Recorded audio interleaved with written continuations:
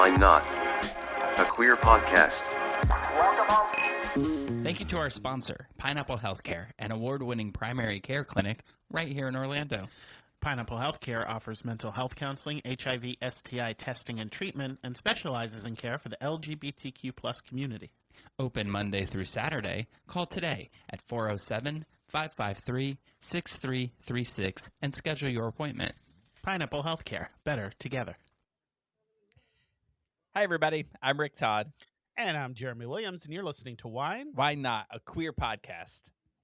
Episode 159. Oh, I belched as Did you that say was coming out. burpisode? I sure did.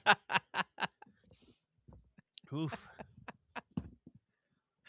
That was poorly timed. We should do like an episode of challenges, and like when it's one of our, we should like drink a liter of Sprite and then try to do it, try to say something, and then we'll, or right before it starts, we'll both do like the cinnamon challenge, and then we'll be like, no.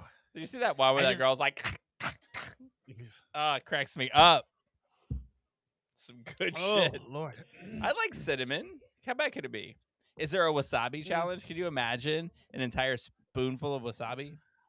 No. You are free to do all the challenges you want, and I will watch them. I do have a friend. Let's just say her first name. Well, I'll tell her nickname. We call her Nasty Mac. I don't know why. It's just what we do. She's not nasty. She's far from. She's a wonderful human being. But she has this story that she tells where she was eating sushi for the first time, and she didn't know what wasabi was, so she just like put her spoon in there and then ate it. Oh, and like she started sweating. She's like yelling. She's like she temporarily lost vision. It was a whole rigmarole.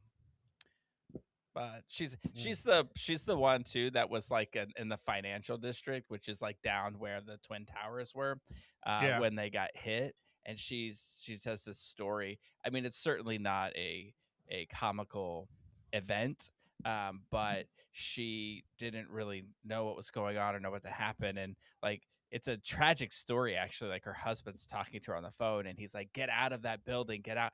She wasn't in the tower. She was like 2-3 blocks away from him. But he's like, just get out of the building. And then she goes, she's like, okay, bye. And she goes to leave. And seconds after the phone hangs up, the first tower falls. So her husband's like thinking, oh my God, I sent her out there in this. But they were in the stairwell and it just started shaking. And so they all just kind of stopped. And somebody had anticipated that it probably was one of the buildings fell. So he sent everybody into the bathroom, and he's like, get water. What he meant was put water on like paper towels so you could cover your mouth when you could breathe when you left. She didn't know what he meant, so she's like throwing water all over herself. So of course, when she goes outside, then like all of the dust and everything collects on her wet body, and they run for what seemed like forever. And she said when they stopped, finally, she looked like the Michelin Man. And she pulls out a bag of cigarettes and yells, "Smoke them if you got them." All right. Anyway, that's my story. So a whole spoonful of wasabi, huh? That's the challenge. I was gonna say, I was waiting for you to take a breath of that story, but it just kept going on.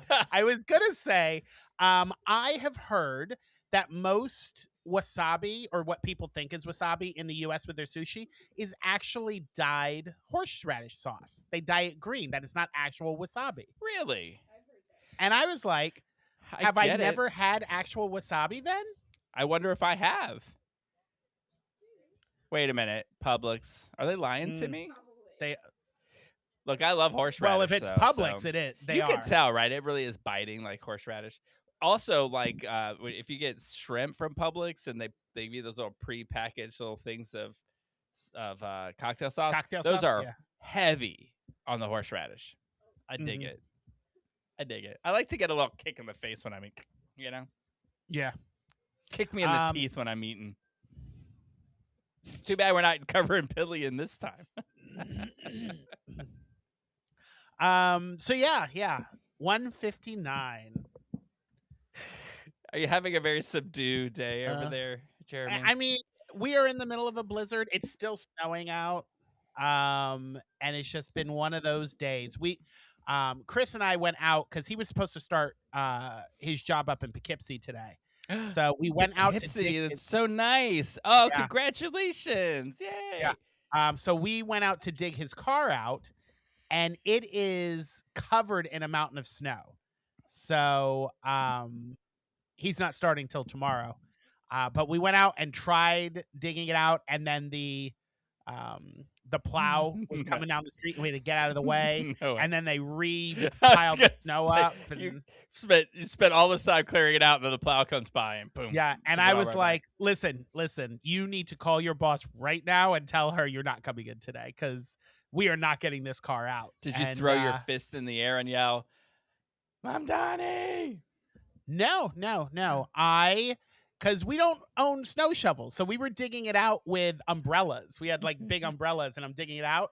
So when that happened, I used the umbrella to write the word, a certain gay slur into the side of his car in the snow.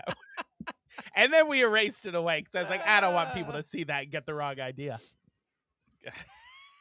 So, yeah, it has just been one of those days. I have a question for you about it. Yeah, Just yeah. because you are uniquely qualified to answer this question. So what I've heard is that it's a blizzard hurricane. So you have had the experience of living in Florida during hurricanes. And Yes. so is this like, I mean, are you talking like, 100-mile-an-hour snow winds and a blizzard and craziness? The only thing hurricane about this blizzard is the kit I dug out of my box that used to be my hurricane kit. It was some of it was sideways snow, but at no point was like the wind howling. It was mostly just a lot of snow, just snowing consistently all night. It's too bad that you don't record by a window so you could show us. Oh, I You have to do. take a It's just picture a brick. and then There's a brick wall behind take that a picture. window. Tell Chris to take a picture and send it to Caitlin outside the window. Okay. And, but no distinguishing marks so that we don't alert people to where you live. Yeah. I did take a photo of his car as the truck was coming by, so I will show. I don't know if you can see that. Yeah. That's his That's car snow. right there. That's unusual for the city doesn't And this usually is get the piled up plow. like that, right? No. But I won't show you that picture because it shows the front of the business that his car is parked in front of. But it's the side entrance to the Daily Show. So we're going out there and we're going to dig his car out, and there's a lady on the corner because they're still lining up to record the Daily Show. And she's like, "Are you two gentlemen here for the Daily Show?" And we're like, "No, we're here to dig his car out of the snow." Oh, and she's it's like, Monday. Good luck with that. Yeah, so it's a Jon Stewart episode. Right? Yeah. I'd like to see that. We should have said, yes, we're here as the guests. John is interviewing us today.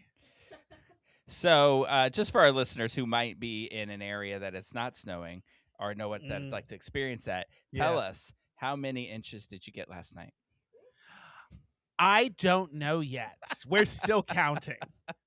But it was more Did inches you get his than name? there are more inches than I have had since I got here. So but yeah. It was a blizzard. They shut down Macy's.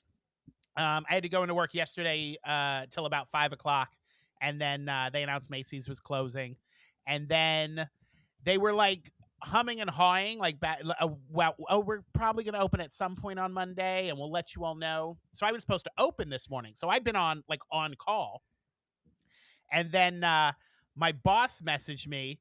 And she was like, "Can you come in at a certain hour?" Which was going to be 2 hours before my shift ended. And I was like, "You want me to go out in the snow in this storm for 2 hours of work?" And she's like, No. Come in and close. And I said, "Unfortunately, I can't do that because my audience needs me and they expect me to do this podcast. So I cannot." So those of you who are listening, you're welcome. I blew off a day's worth of pay so that I could hang out with you. Oh, jeez. Not that I didn't want to go in anyway. I definitely did not want to be trying to take the train in this. You don't get paid if you don't go in? Um, if you call it, I have PTO, so if I call out, but I didn't call out. They closed, and then she was offering me an extra shift, which technically I'm not scheduled for. So I just lose the money, but it's fine. It's fine. I have plenty of wine money as is, and I don't need any more. Every time somebody says it's fine, I just picture Ross. It's fine. It's fine. It's fine. I'm fine. But no, all in all, last night I came home and I threw a bunch of shit in the crock pot and made a chicken and vegetable soup. And I had several bottles of wine that I got a few days ago to make sure that I had plenty of alcohol.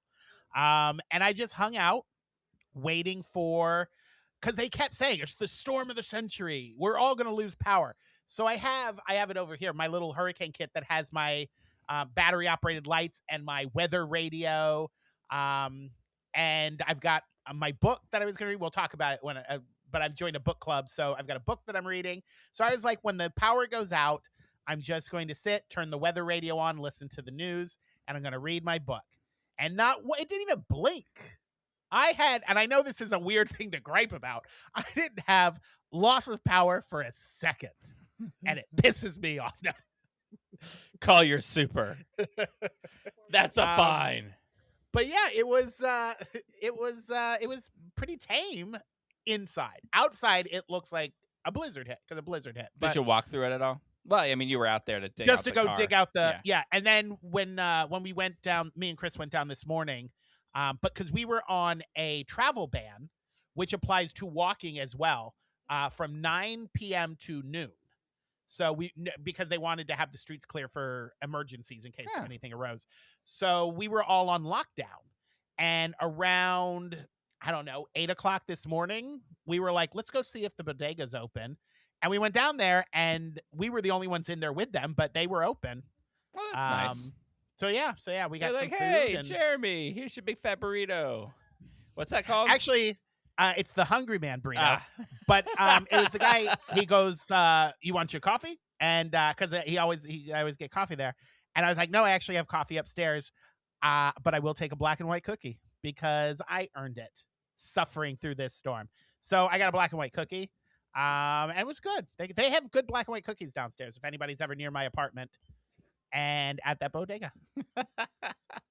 And I realized we got into how was your week, but do you want to do 159 first? Yeah, let's do it. I feel like we were gonna not, but why not? Oh, I did write that. I wrote that. A thing happened.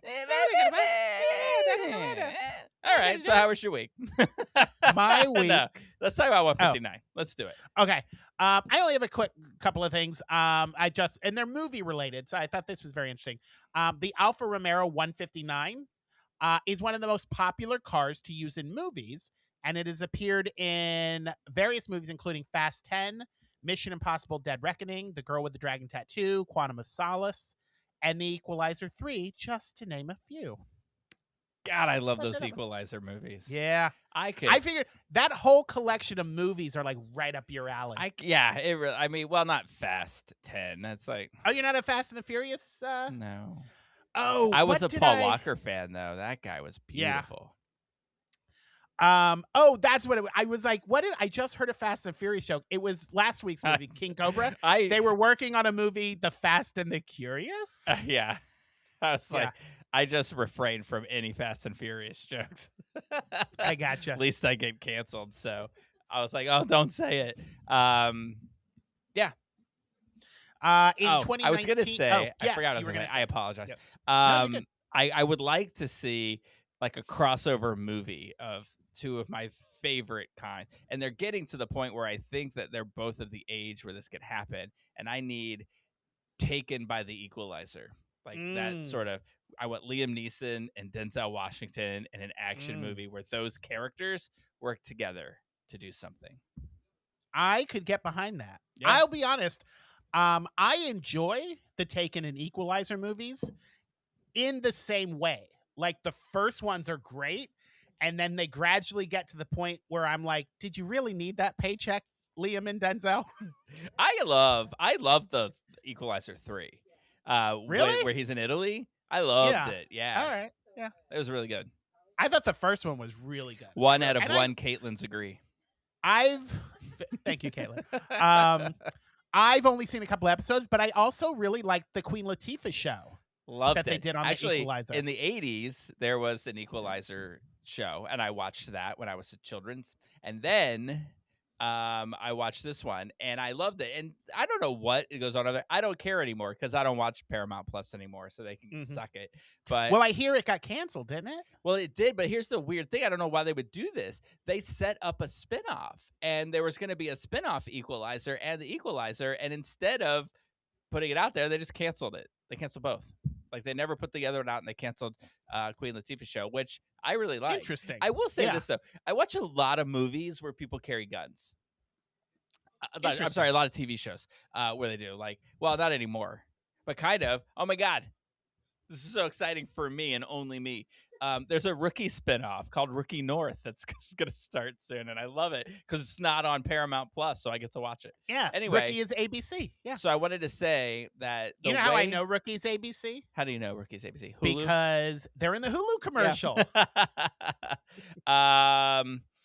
And because Cop Daddy, is that the only thing you know about? Oh my God. The about- clip Cop Daddy is amazing. Do you know that guy that sang it in the garage is now dating the other cop that was his rookie? I didn't know that they're because I dating don't watch in the the show. now. It's adorable. But He's I do adorable. know Nathan Fillion. Yeah. He was good friends with Joss Whedon. He was a lot of Joss Whedon projects. He was the priest in Buffy, and he was in Firefly, and I love him. He's in that recent Superman movie. He's Guy Gardner, the Green Lantern. I dig him. A big fan. But anyway,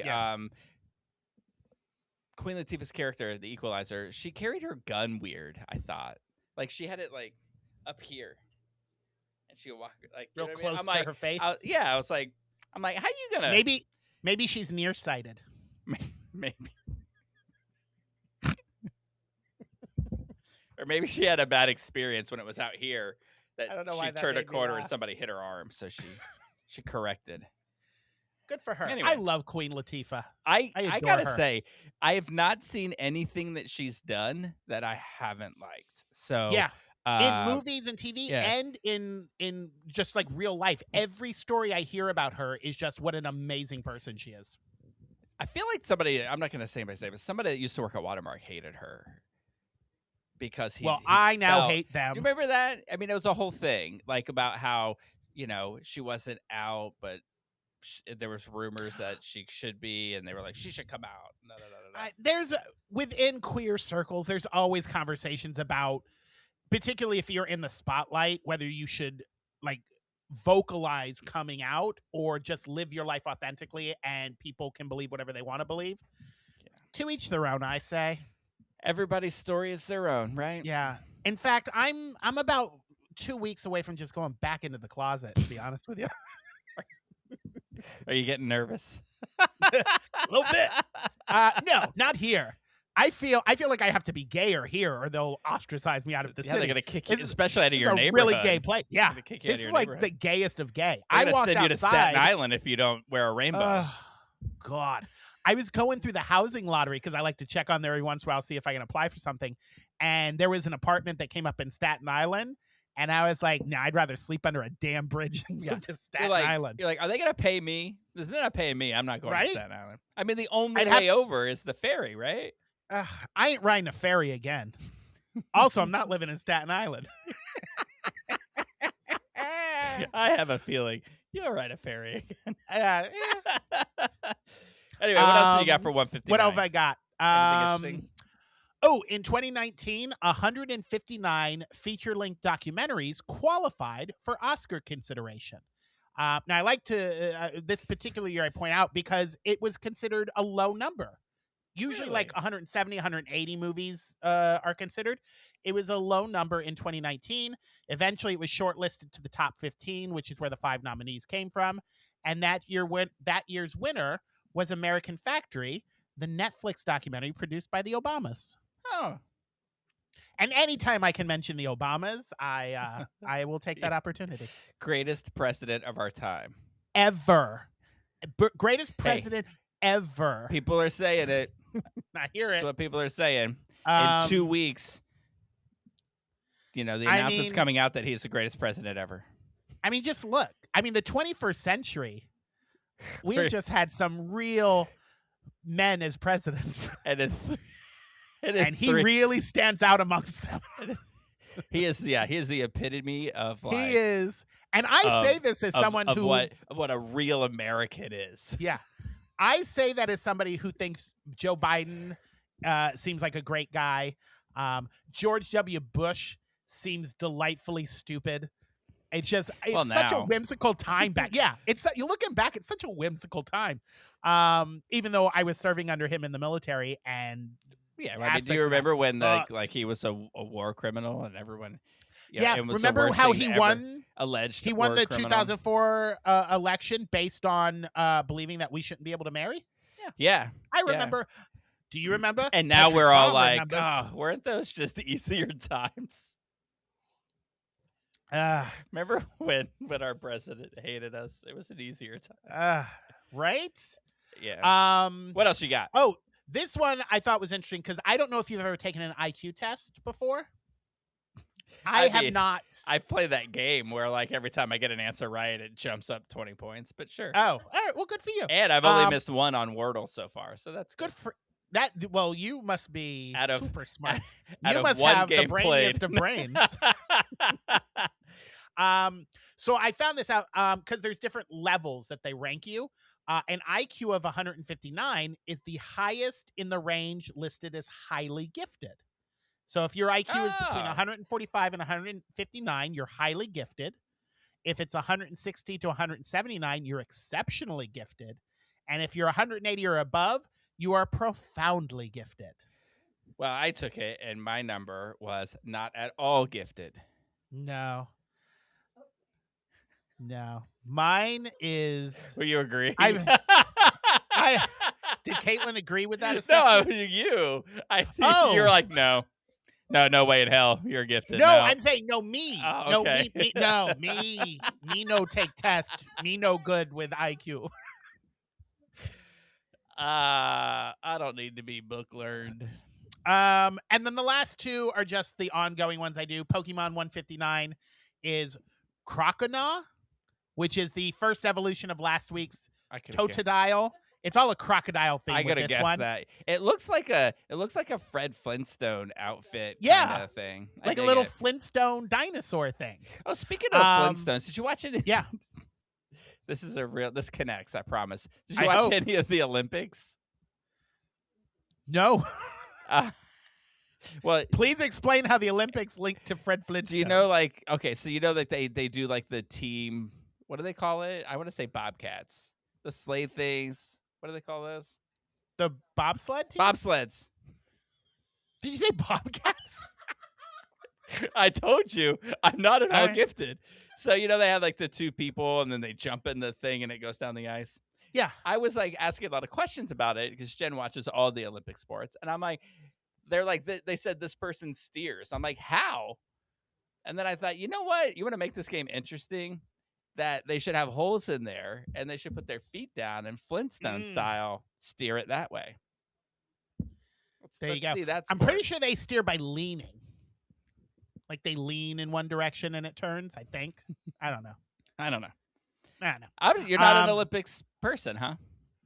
Not generally. My extent of the Olympics, at least now, is coming across a video on TikTok, which is the only reason why I know that both the women's and men's U.S. hockey teams won gold, and that Kash Patel, that tiny little piece of shit man that he is, used taxpayer money to fly over there and to dance around the locker room like he's their cheerleader, drinking. It really was the saddest. Like, how much of a loser can you be to like go into a room full of athletes and then act like you're one of them? I hope that any second now, mass Investigate me. police are going to kick in your door and take you I'm away. sorry. I am shocked that Donald Trump picked him to be in his cabinet because Donald Trump famously hates losers. But so Well, then the Donald irony Trump, of that all is they're all He's a- yeah, losers. they're all losers. And then there's a video of Donald Trump calling alleged losers. the male team, and they're all like super excited, like, we're coming to the State of the Union and we're going to see you, Mr. President. And he made a comment that he goes, I hope you all understand, I have to invite the girls team too, or I'll be impeached because it's politically incorrect. So the women's team put a statement out and said, yeah, we got your invite, we're going to have to pass. So, yeah, I mean, it was interesting when they won because they were interviewing this guy and he was just so like proud to like it was just so American. He's so American. Yeah, it was very America, and I love this country too. So all good. It was just really like interesting. I mean, all things considered, there's probably some that are also really good. I just yeah. I hear Canada has free healthcare. I'd like to try that out. I say that as a veteran, I already have free healthcare, but I want it for all of you. Can I still get it? Can I still join the military at 51? And then no, you're too old. So there's nothing I can do. They don't need They don't need administrative assistance with experience. No, that's what's wrong. Unless they've changed it, you have to be. You can't go in after you're 27. Like newly go in, but you can't be re-enlisted after. Like if you go in and get out after I think 31, you can't do that anymore. So even if I agree to like start drinking again, and be like drinking buddies with Pete, they won't let me in. No, you can be on Trump's cabinet if you start drinking again, but you can't be in the military. Sorry. All right. What else you got? Sorry. Oh, you were done. You did your 150. The only other thing I have, just to keep it in people's minds, is the Epstein files. Oh, right. Page 159. And this is coming from the widely circulated 943 page batch of FBI investigative files that originally came out. Because I realized by doing page 159, that can mean a lot of things. Yeah. So this is specifically from the 943 pages originally released in the FBI investigation. On page 159, it contains a heavily redacted masseuse list. The page lists individuals identified as associates or therapists. The list is almost entirely redacted. When you see where they have like all the pages and pages of just blacked out text, this is one of those. The unredacted parts, the minimal ones, only mention G. Maxwell and the island. Jesus. How suspicious. Different than when they mention like Ginger and the island. You remember a few years ago? Skipper in the island. A few years ago. We're going back more, maybe 15 years. You remember the movie The Island? It was a Michael Bay film with, I think it's Scarlett Johansson and Ewan McGregor. It's a very different island. It's about clones. Oh, yeah. Yeah, not about sex trafficking. I got real excited about that for some reason. Yay! Because I knew it. Oh, my God, I am gifted. Way to go.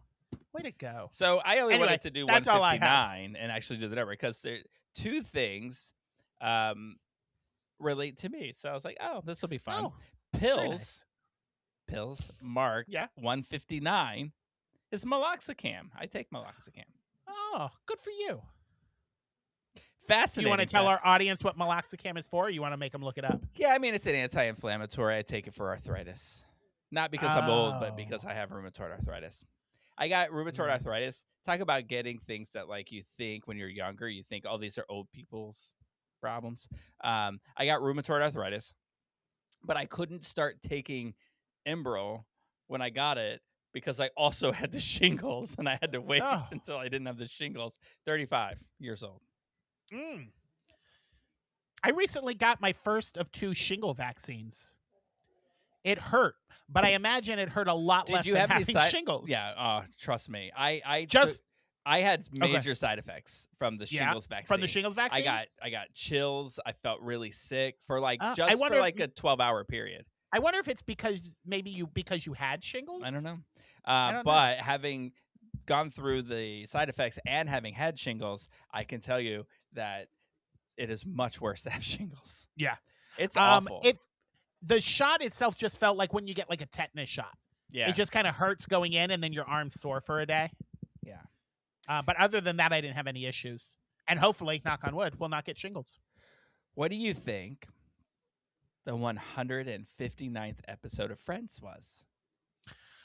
Let's see. So last week was where they were all up all night. So we're reaching the end of her dating tag. So I'm going to go with when they broke up, and that would have been when they all turned 30. Wow, this one it's going to be hard to know. The only hint I'll give you, if you happen to be sitting at home watching them today. This is the first time this has ever happened. Today, I watched It was on? episode 159 while I was at lunch. And it's like there's no big storyline happening through all of this. So it's the one where Rosita dies.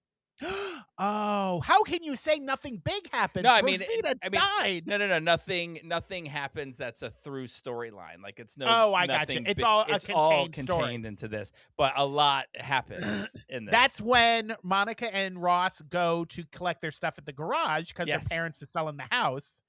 And Monica gets the Porsche. Her Yes. dad, because all her stuff gets ruined, so her dad gives her a Porsche. And So I only know that Tyrannosaurus Ross was on that shirt. she comes running in and she's like, she finds out that Chandler's Barker Lounger got destroyed. And she goes, the Barker Lounger got destroyed and I got a Porsche? This is the best day ever. Yeah, and so what was the deal with something was going on with Phoebe? What was Phoebe what doing? was Phoebe's thing? I just watched it today. Anyway. Is it the one where she's working to sell toner? Yes. Yeah. Okay. With Costanza. George Costanza. Yeah, because there's very few episodes where Phoebe has her own story that doesn't involve anyone else. So I was going through the episode in my head. I was like, well, Joey, Rachel, and Chandler are involved with Rosita. And then Monica and Ross are at their parents' house. So Phoebe, whatever she's doing, is doing it on her own. And that's what it is. She's doing it with Jason Alexander. And it's sort of related to LGBTQ themes because she asked the Jason Alexander's character, like, you must have somebody in your life that loves you, like your mom, a girlfriend. And he went, huh. And she goes, oh, that's right. I'm sorry. A boyfriend. A boyfriend? Okay. So here we go. Now, these Yes. things, I'm just going to tell you that Just the tell me. 159th greatest director of all time is Henri. French? yeah. He's French, isn't he? They're always French. Zaga Cluza. Yeah, that sounds Clouseau. French to me. Yeah. He made a lot of movies in like the 40s and 50s. Now, this one, if I were to tell you this movie, you would think of the movie, but that's not the version of the movie that is 159th. So this is a movie that was made in 1965. The version you're probably thinking about was about 10 years before it. It starred Henry Fonda and Audrey Hepburn. But this movie is Italian, I think. Sergei Bondarchuk. I looked up all the other things. It's not this guy's name. Anyway, it's an 8-hour epic. That's the only clue I can give you as to what the title of this Wait a is. minute. Henry Fonda and Audrey Hepburn? Yeah, they were in an earlier version of this movie, but this one is the one. But this Italian version. Is of this it- like a really famous book? Yes. Oh, it's War and Peace. Yep. Yeah. Yay. I have not seen that version. I've seen the Henry Fonda and Audrey Hepburn version. I would say that we should cover it next week on the podcast, but watching that 8-hour movie, I would rather watch every season of Lost between now and the next episode than to watch that movie. You know, I've never seen Lost. Never seen Why do it. we even do this show? I don't know. How are we I don't know. friends? I have no idea. Caitlin, you're fired. Yeah. Caitlin hasn't seen it either. Terrible. It's a good show. I did watch Desperate Housewives, and I mentioned that because they both came out. They premiered the same year, and it was like a big resurgent year for ABC because they were like ranked number 4 in the networks, and then they put out Lost and Desperate Housewives, and that year it won Best Drama and Best Comedy at the Emmys and the Golden Globes. It was like ABC's back, And then The Bear came out. and then the Bear came out like 15 years later. I But know. yes, then the Bear came out. So how was your week? My week was cold. Not really cold. It was just a lot of snow. The nice thing about this blizzard that happened is the last one was less snow, but then we were in the teens and 20s for like 2 weeks straight. That Poxitani Phil, he don't lie. Yeah. That damn That that freaking that hedgehog. overgrown rat does not lie. I'm glad you got dropped 4 or 5 years ago. Do you remember that? They held him up and then they dropped him off the stage. I just remember like somebody stole him and drove him off a cliff in a truck. That was a movie, but yes. But the nice thing is, starting tomorrow, we're back up in the 40s, and we're going to be in the 40s all week. So they're saying the snow's going to melt real quick. Isn't it weird that like I don't know, I assume for you this is true, and it kind of is true for me.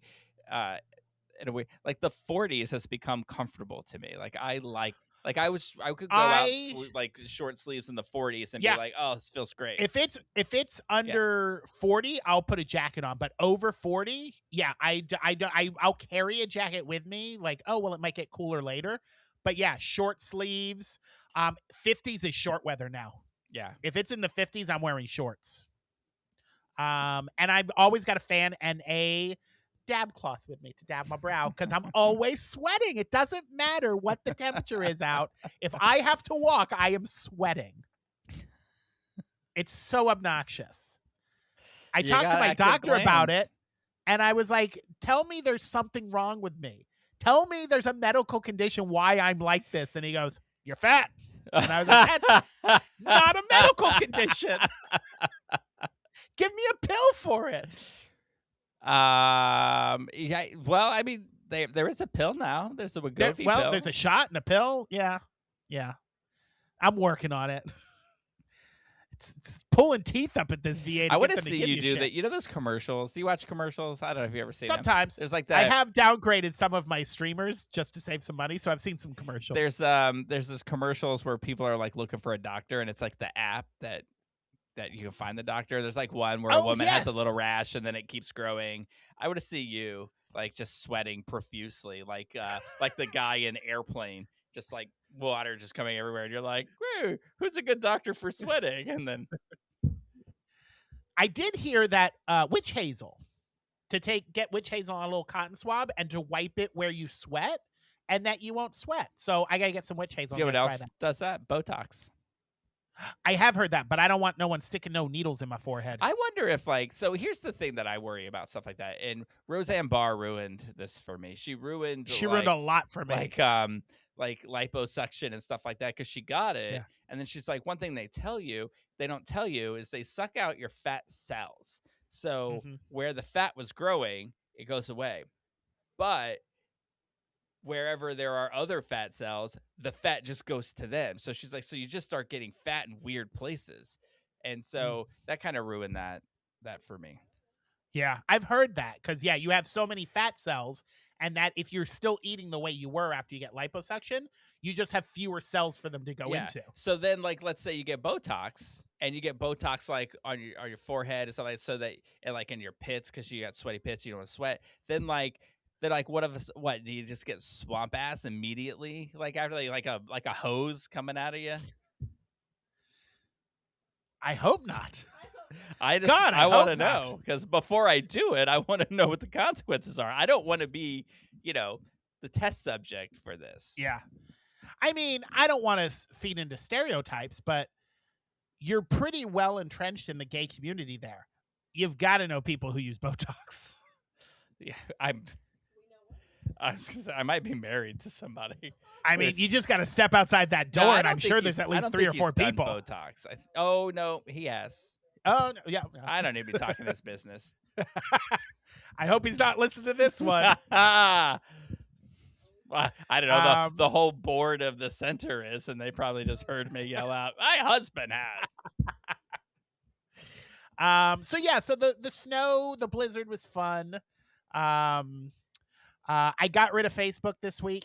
I noticed that you made the plunge. That point where I'm like, you know what? I don't need social media. And Mark Zuckerberg's been in the news a lot this week of just the terrible things that he does behind Meta with Facebook and Instagram. And I was like, no, I'm done with you. Do you think he's like, if you're of the persuasion to think that he's a terrible person, do you think he was always terrible, or do you think that at some point along the way a phase. Like it started off really like this cool Oof. thing, and he was a cool kid who discovered this thing, and then all the money just turned him into this like isolated creature. Like I don't know. Yeah. What do you think? Two things. First, Zuckerberg was never cool. Secondly, I feel like we just entered a college psychology course, and it's like, does money corrupt, or do corrupt people seek money? That kind of thing. The chicken or the egg.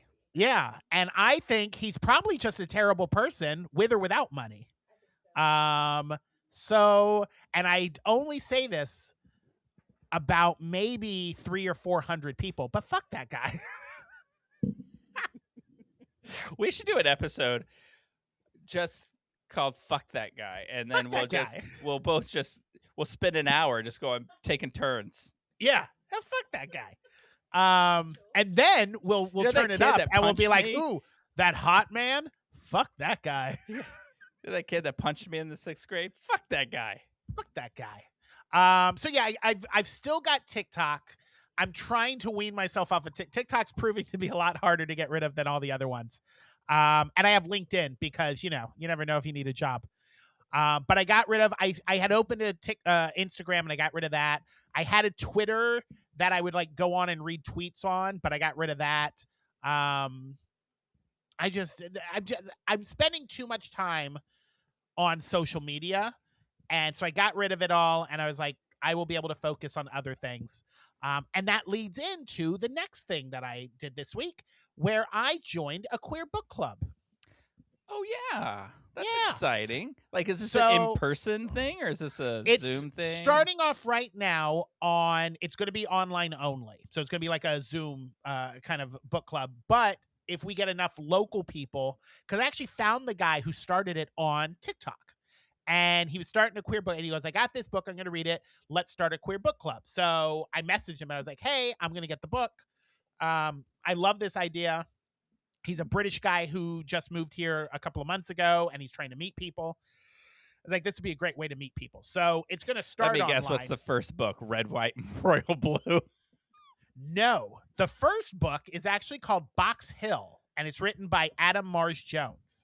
So he said, this is the book I'm reading. So I went to Barnes & Noble, and first I went online, and I saw the Barnes & Noble on 5th Avenue had it, and I reserved a copy. So I went there, and the lady behind the counter, who I know I'm feeding into stereotypes here, but appeared to be queer to me. So I felt comfortable in opening up to her, and said, I have this book here. I just joined a queer book club, and it's the first book.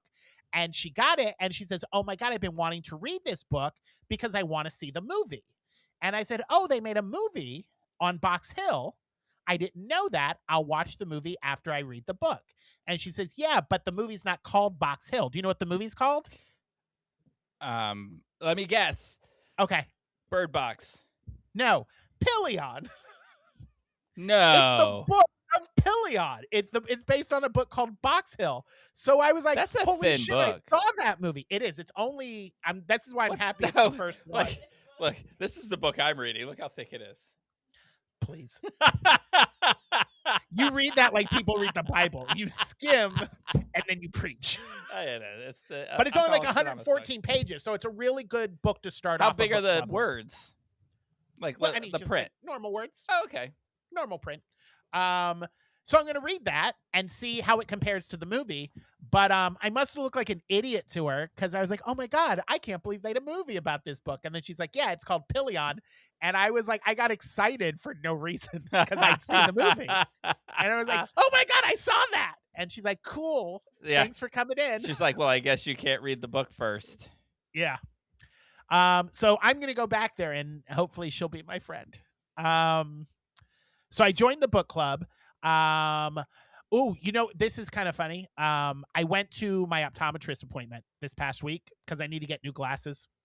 So I went to the VA, and it's been a couple of years since I've been to the eye doctor. So anybody who's been to the eye doctor, what's the thing they love doing that everybody hates? They dilate your eyes. Yes. Yeah, I hate that shit. I always say no, but that's the thing that you really need. That's how they find brain tumors. You need that. Yeah, that's why I normally am like, I don't want to. But I was like, it's been a couple of years. I'm a hypochondriac. I need to know if there's tumors behind these peepers of mine. So she dilates them and then does it. Everything's good. I'm grand. So then I get on I go home and I get on the bus, forgetting completely that I have had my eyes dilated. Now, for those who don't know, when they dilate your eyes, your pupils are massive. And those massive pupils behind my thick glasses make them even more massive. So I'm sitting on the bus with massive dilated like Mr. eyes. Magoo. And I'm not even realizing, but like older people get on the bus and they look at me and then they like turn away and will not look at me in the eye. And I was like, oh, Because fuck you too. look I don't know. like the bus murderer. Yeah. So that I'm like, in my head, I'm like, fuck you. You want to look at me? Whatever. I forgot my eyes were dilated. So then this really attractive guy gets on the bus and he's standing up because the seats are packed and he's standing next to me. He looks down at me and he smiles. And I was like, oh, he smiled at me. So I smiled back at him and he said, you doing okay, buddy? And I said, yeah, I'm doing great. How are you doing? And he goes, I'm doing real good. And I said, cool. And we just sat there for a minute and in silence went a couple of blocks. And then he was like, well, you take care of yourself. And I said, I will. You too. And I'm all like cheesy. And he gets off the bus. I get home thinking I just got hit on the bus. And Chris goes, what the fuck is wrong with your eyes? That guy thought you were high as a kite. He thought I was high as a fucking kite. Yep. But Chris, he was like, don't even look at me. Look, your eyes are so weird right now. And I was like, oh my God, that guy totally thought I took a shit ton of drugs at 9:30 in the morning and then got on the bus to fuck with all the old people. I mean, in your defense, you could have taken them at 2 in the morning and That's you were true. just on your way home. I could have just been partying all night. Yeah. I mean, if you had taken enough drugs to make your eyes do that, you probably were partying all night. Yeah. So that I embarrassed myself in front of a hot guy. So just a Tuesday, I guess. The other thing, and this is probably the most exciting thing that's happened in the last week, they finally came and fixed my fucking ceiling. Aw. So they came in. Were they did it when Chris was angry? here. Did they bring I an don't know. angry child with them this time to translate? I was not here. I was working, but Chris was here. He says they were not angry, but they would not stop talking to him. Like they were little chatterboxes. And I was like, well, tell them to shut up and just fix the fucking ceiling. So they fixed the ceiling in the kitchen. It's fine. It's good. It's whatever. Then they fixed in the bathroom. And I will say there's already brown spots in the bathroom again. I don't know why they think just slathering more paint on this fucking leak is good. I keep saying fuck. I know. I'm sorry. But it's just infuriating to me. You keep slathering paint on these brown spots thinking they're not going to come back. There's something behind the walls leaking. But I only have to get through a few more months before we can move out of here. And then it's somebody else's problem. Yeah. I mean, But I imagine that you just cut a hole in this, like just figure out where the leak's coming from. Anyway. yeah. So I got the message because the city worker, the inspector came in Saturday. I got a message from him on Monday that the issues have been submitted and the fines have been issued out. Tuesday they came to fix it. So on Monday when I got the email that said the fines have been submitted, it had my complaint number on there, and it said you can go keep track of your complaints at this website. So I went on the website, I put the complaint in, and they asked for your address, and it pulls up all the complaints in the building. Oh. And I'm not even exaggerating, every single apartment in this building has complained to the city about leaks and the heat not working. Every single apartment. So I was like, well, at least I know it's a building issue and not just wow. I wonder if you can, like, when you look at other apartments because you're looking to move, I wonder if you can somehow look at if there are complaints in that building before you rent from there. I think, the website, because you can put the address in, a building address, and it'll pull up all the complaints. It also pulls up if anybody has complained about bed bugs, rats, roaches, leaks, everything. Oh, well, So that seems it's like a great- very useful site. It is a great website. It is nyc.gov. And you just go to 311 or building inspector. I forget what the tag on the website was, but you can look up your building and learn everything about all the complaints filed for the building, which is something we will be doing before we move into a new apartment. But that was my week. So lots of snow, lots of leaking from my eyes and my ceiling, but it's all been fixed. Well, that's cool. How was your week? It wasn't as exciting as a blizzard, but it was fine. I mean, you can go to Dairy Queen. That's an as soon as I exciting said blizzard, I thought Dairy Queen. I was like, this is why I want can't, ice cream this is now. why I can't lose weight. So the construction's happening. It's in full swing. At Beautiful. the house. Well, I mean, in full swing and like whatever can be done without having the variance in there. But Sure. all the pipes laid. You laid the pipes. Pipes are laid. The bathroom is like all sectioned off. Everything's there. You know what's interesting is like there are little things that are happening that are not like what we had signed up for or asked for, but they're just minor, so they don't really matter. Like the toilet and the sink are on opposite sides of where we said they were going to be, and there's like we wanted a pocket door going from the bedroom into the bathroom, so that we could hang stuff on the walls, and then we wanted a swing door from the bathroom into the back room, like the main house. Sorry, but they switched those. Oh, geez. But we don't really care. I mean, it's no big deal. Yeah. It's Let just me ask you a question. Did you pick the toilet? Not yet. Okay. As a big guy, I know I'm bigger than you and Dylan, so this may not apply to you, but as a big guy going through life, I have realized there are round toilets and there Yes. are oval toilets. We will never have a round toilet. Always go with an oval toilet, but I've also realized, particularly with this apartment here, that there's different heights. Make sure you're getting a good height toilet. Well, we're sure. That's true. That's true. That probably doesn't matter so much to Yeah. you. This toilet is so low, I feel like I'm squatting down to put my knees into my chest. But that's good I heard for Caitlin you. say that's good. It's good It for doesn't you. It doesn't feel good on my knees. Because like which regardless of the walking height of around the New York. toilet, I have a squatty potty. And let me tell you, Oh, when you yeah, use a squatty potty, I mean, if I could find a way to carry one with me, then we would do that. So anyway, that's going on away. Yeah, the bathroom's gonna be small, but it's gonna be really cute. And so then we spent like all day Saturday. All we did all day was shop for the things that we need and start to put together the budget to get an idea of what this is really gonna cost. Because the only cost that we've been given is what the labor cost is gonna be, and that's a pretty penny. That's a couple of tens of thousands of dollars. It's a chunk of change. So we wanted to get an idea of what the materials would cost. So we picked the flooring. We decided we're gonna do like luxury vinyl planks that's the same that carries from the bedroom through the bathroom, and then we're gonna actually have them carry it through the rest of that room, so that orange tile will be gone. So we're excited about all that. I'm obsessed with New York style stuff, right? Mm-hmm. So we want our bathroom to look like the bathroom at a restaurant in New York. So we're going with subway tile and all of the in the shower, and we're gonna do like a dark gray penny tile in the shower. So that's what we're gonna do. We're excited about it. Looking forward to it. Is it a standing shower or a bathtub? It's standing. Okay. Yeah, I don't think it's gonna be big enough for it to be a bathtub. Gotcha. When you said it's gonna be a small bathroom, I was curious if you're doing a full tub. Now we're keeping the tub in the other one so that the resale value of it doesn't diminish. But this is just really like it's just the bathroom to get the business done.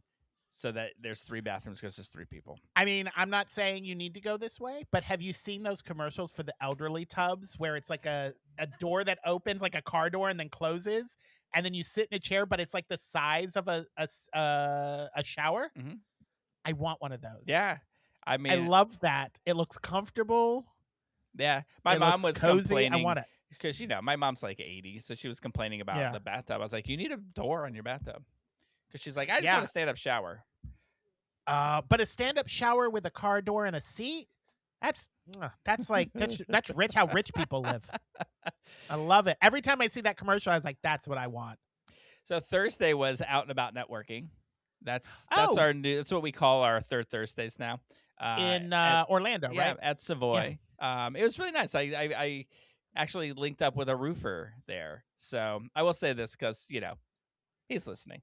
But I laughed at this because, we're the rat guy fixed the rat problem, which we Yeah. haven't heard. We Knock haven't on heard wood, thank anything. God. It's been a week. Haven't heard Beautiful. anything, which is unusual. And no rats on cameras, also unusual.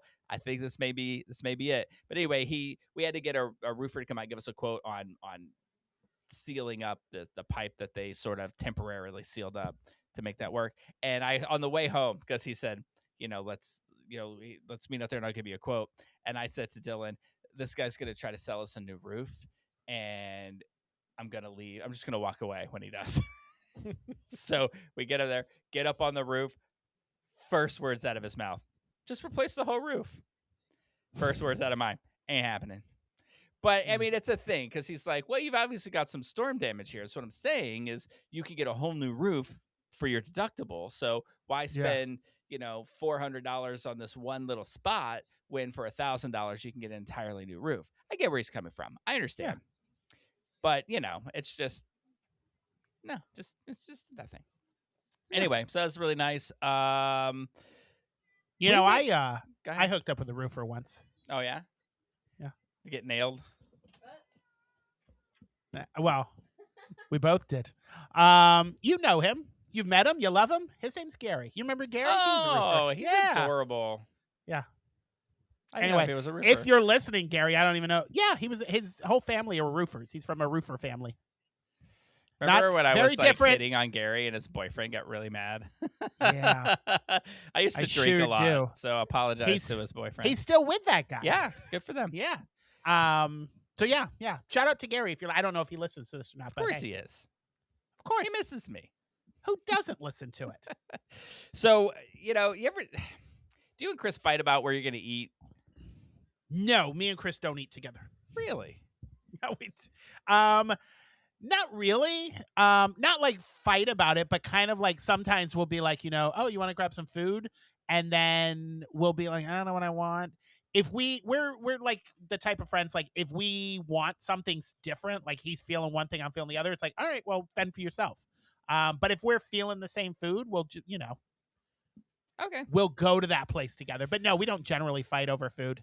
He just eats mine. I guess just like all families, all other families, Jen and I cannot, like, when it's during the week, I make dinner. So I just decide for everybody what you're going to eat. So the weekend comes, I'm like, all right, you pick dinner today. And it's like, oh, I don't care. Like, no, you pick it, because I don't want to pick dinner every night, kind of a thing. So we go through this thing, and we had my mom with us on Friday.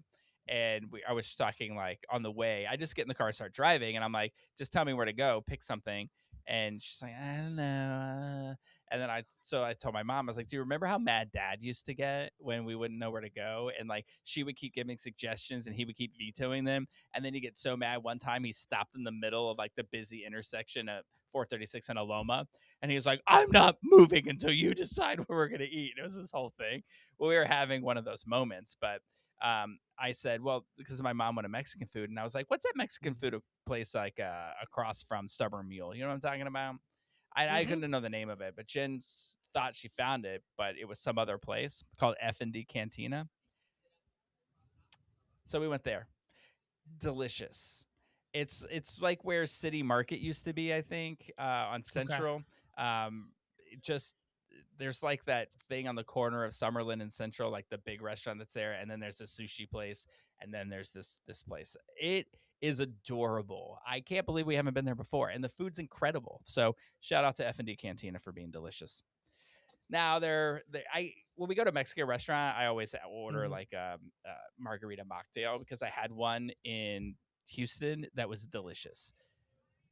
This one, not so much. Not so much. But I will tell you that they have bacon wrapped jalapeno poppers. And anytime I eat something bacon wrapped, the bacon's always disgusting. But this was like delicious.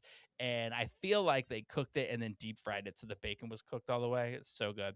Needless to say, I gained 4 pounds over the weekend. I'm going to tell you this real quick. I had this rage incident over the weekend.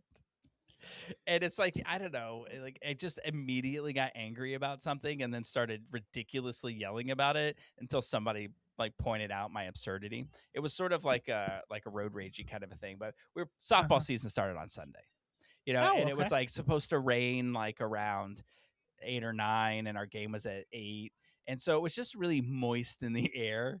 Yeah. And you know what I'm talking about, like before it rains, it's just, and it's early in the morning anyway. So dewy. Yeah. So I'm up in the first inning, and I make my way around the bases. When I'm coming to home plate, I step on home plate, and my foot slides because the plate was wet, and it just slid, and I almost pulled a muscle, and I was like, oh, and everybody's like, oh my God, are you okay? I was like, yeah, that could have been crazy.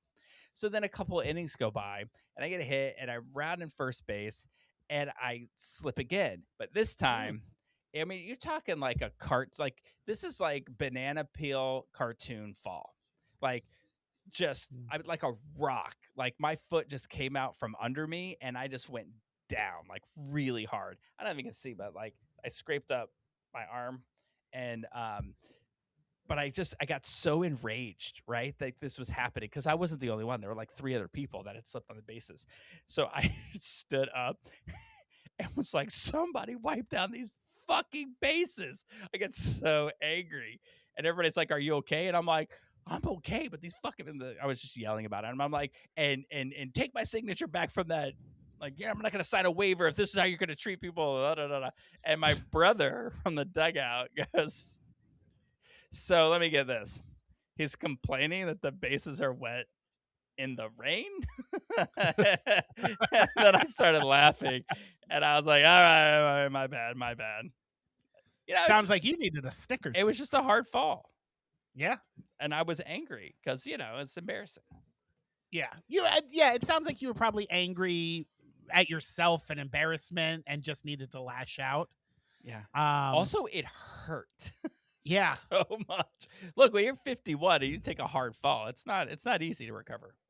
No. And sometimes when you lash out, it's not at anyone particularly. Last night when I was making my soup, I burnt my finger on the damn crock pot, and I screamed out, "You stupid motherfucker." I was the only one here. Who was I screaming at? Just the air. Just the world in general. I thought you were going to say yourself. I was like, you need to be nicer to yourself. No, I didn't make it. I didn't burn the crock pot. I guess I did. So I probably was yelling at myself. But yeah, sometimes you just need to yell in general. It's not like you're mad at anybody else, unless you were mad at somebody else. But then No, I was just and I was trying to trick the fielder too, it was my fault. Like, clearly I wasn't going to make it to second base, but I just suddenly took off like I was going to see if they'd throw the ball away or something like that. And then bam, as soon as I hit the ground too, I heard them go, throw it to first. I'm like, rude ass people. I am dying on the ground and you just want to get an out. Anyway. The saddest part is when you said you slipped. My first thought, I was thinking, I hope they threw him out. I would have. I fell real fast and hard, so I was real close to the base. I would have done the same thing. Yeah. I would have tagged them out anyway. So we're gonna do something different this time. Before we get into the movie that we're gonna talk about, we don't usually have guests on, but we're gonna bring a guest on, and So here's the caveat to this, right? He's in the waiting room right now, and we've never done this, so I don't know if he can hear us and knows that he's about to come on or not, or if he doesn't.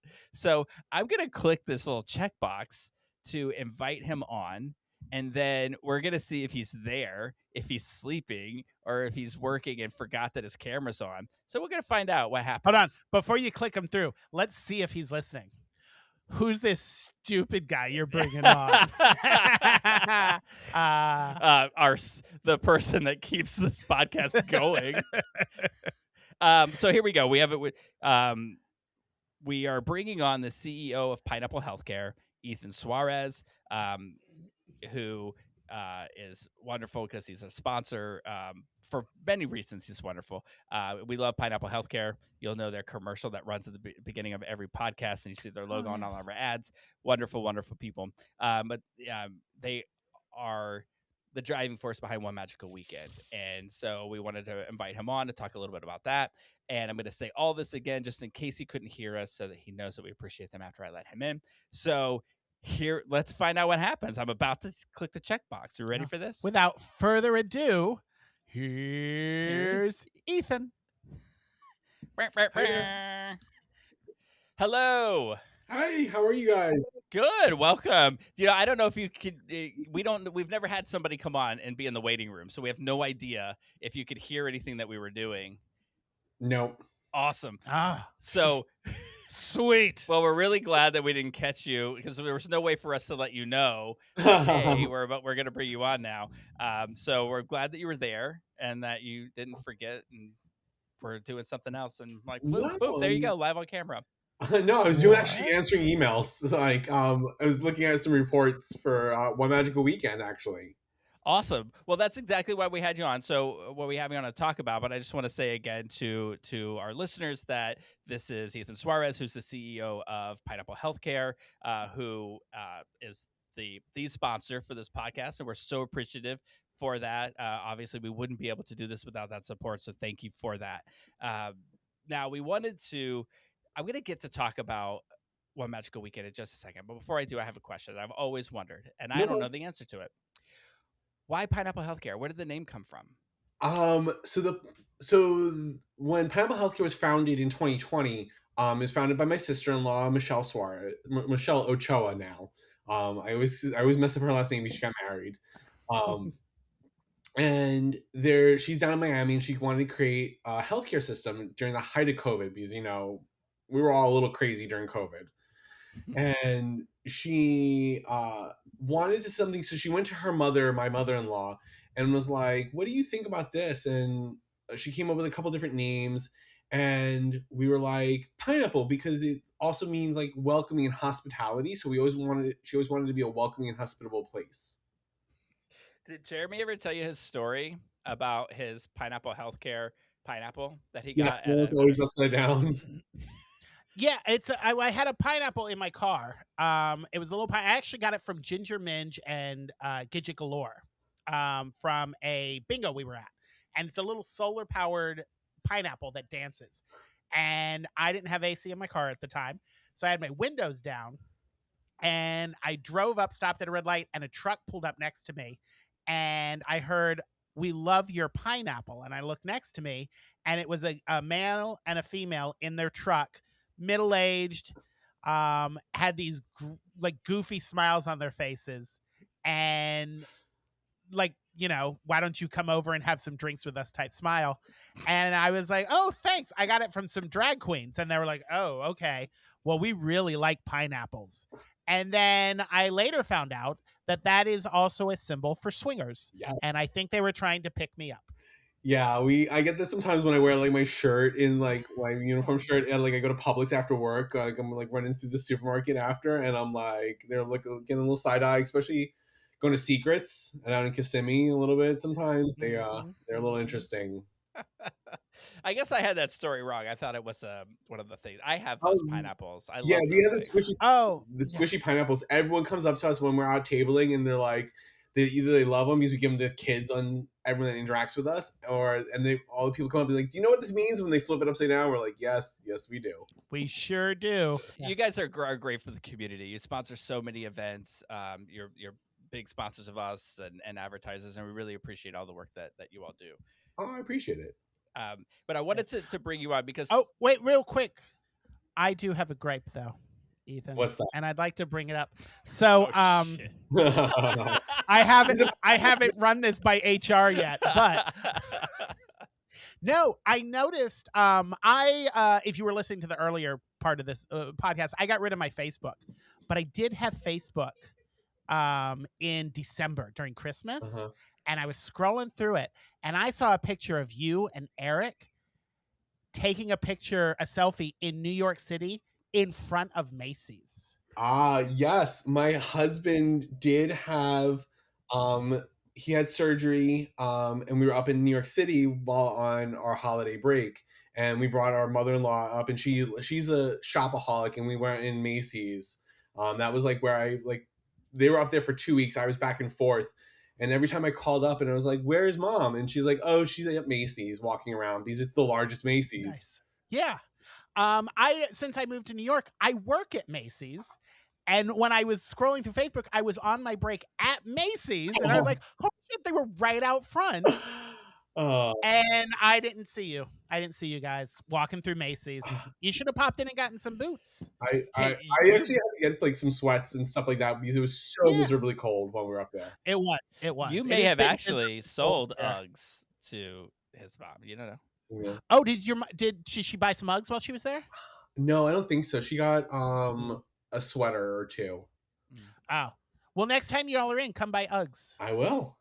Yeah, I'll hold we'll put you in some boots. He doesn't mean stop by. He said come buy, B-U-Y, Yes. Uggs. Come buy, come buy some Uggs. So we wanted to have you on because there was this breaking news story that came out like 2 weeks ago, and what's interesting and being in the news business, it's always interesting to me when people just aren't quite getting what's going on, and so something very confusing happened.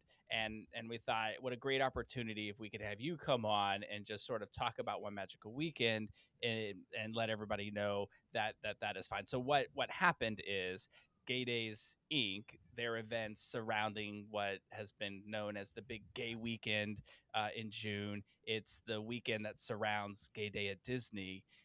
They announced that their events were being paused, and nationwide news outlets picked it up and said, Gay Days is canceled, Gay Day at Disney is canceled, and really what's going on is just one promoter, one group has postponed their events, but all the others are happening. So I thought, what a great time to have you come on and talk about One Magical Weekend and how that's different from the others, and just tell us what you've got going on during that weekend.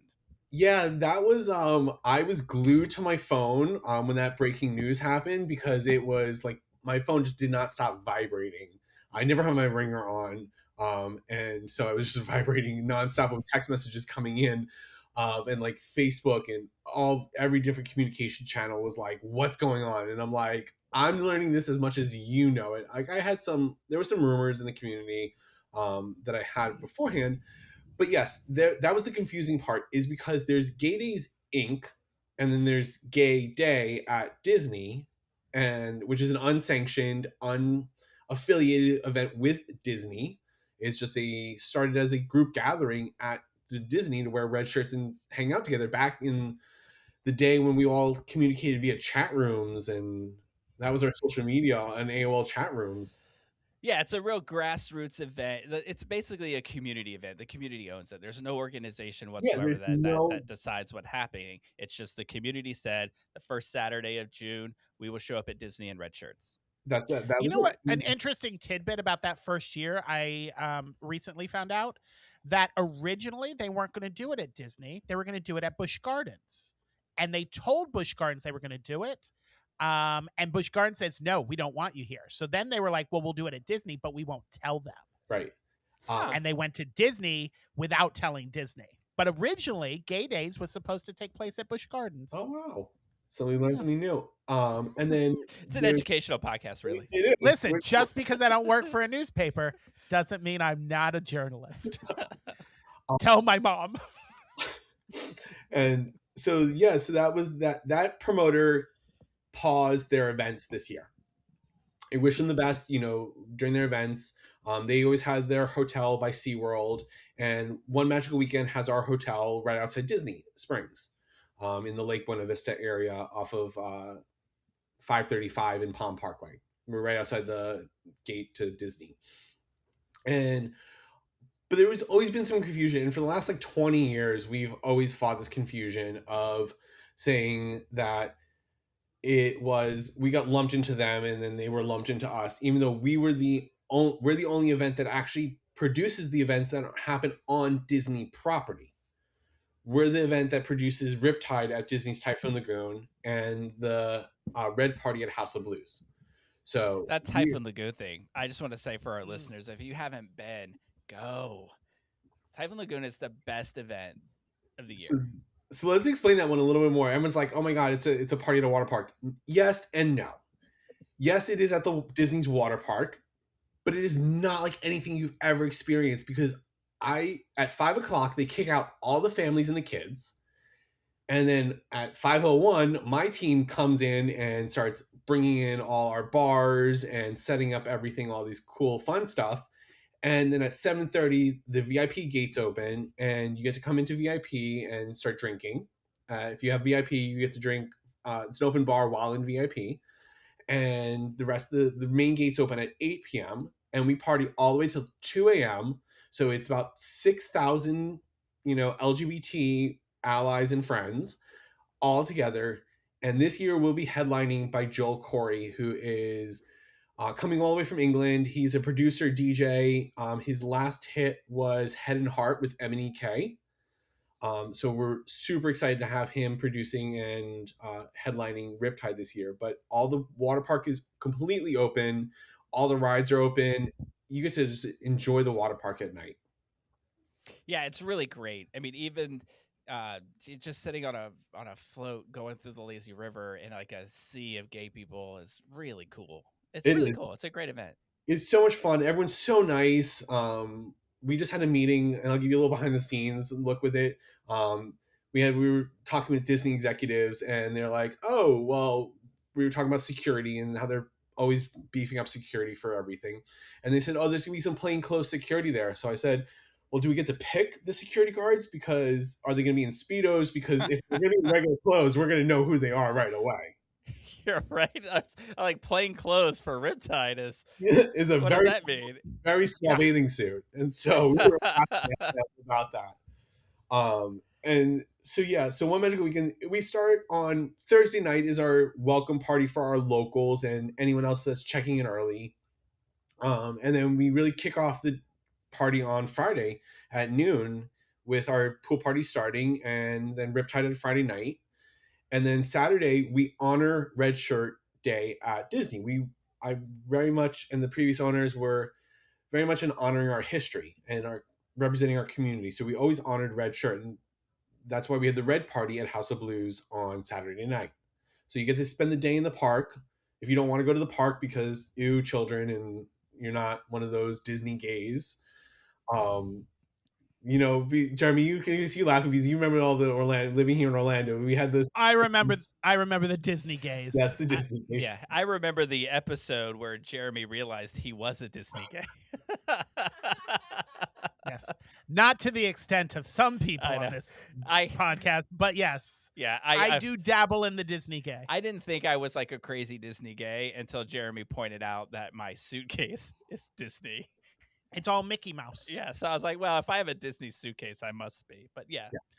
But if you don't want to spend the day at the park, we have pool parties going during the day. But please go on Saturday. Honor the tradition. It's 35 years this year of celebrating Red Shirt Day.